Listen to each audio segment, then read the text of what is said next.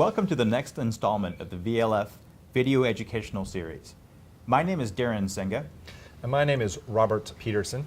And we're here to talk about the top 3 laws contractors and especially subcontractors can use to get paid on their projects. Now, Robert, one of the things we've seen most commonly is the use of a lien. A lien, especially a mechanics lien, is a great tool contractors can use to get paid. It's especially good for the contractor who has a contract with the property owner. You need to make sure that you have the owners, especially if it's residential, the husband and wife, but you get a constitutional lien and it is very easy to establish. It happens automatically. Subcontractors have a lot more problems. There is a 3rd month notice and other documents that need to be sent out. These are very tricky. You have specific statutory language, and sometimes the problem doesn't necessarily develop until after you are supposed to send out that notice. So subcontractors can often lose that mechanics lien because when the problem develops and they're not being paid, it's already too late. That's right. The Texas Construction Trust Fund Act provides what we like to think of as a Plan B for subcontractors. Now, like the constitutional lien for a general contractor, the trust fund relationship is automatic. There's nothing the subcontractor needs to necessarily do to create this relationship. But the question might be, well, what is this relationship? The key issue here, though, is that fiduciary relationship.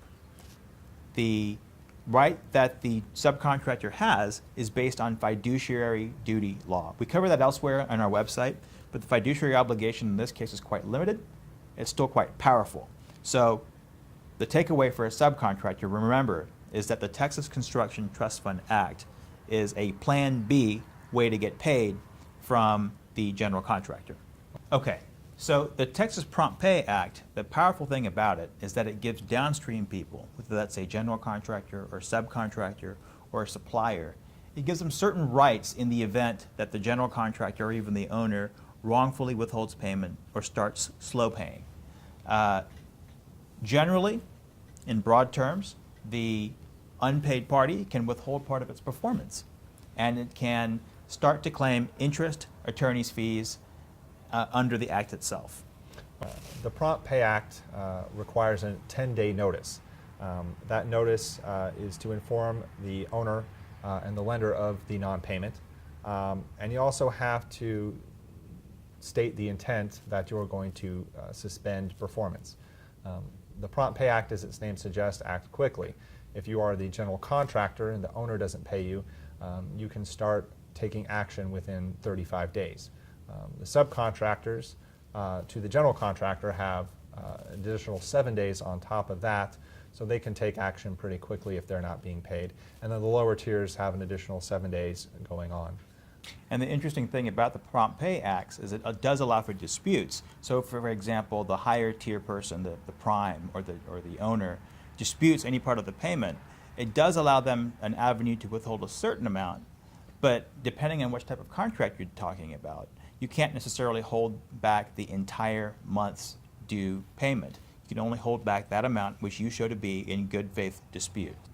The interesting thing about the Prompt Pay Act is it doesn't matter what the contract says. You cannot waive this. So it's a public policy by the state of Texas to protect suppliers, subcontractors, and other people providing valuable goods and services on a Texas project.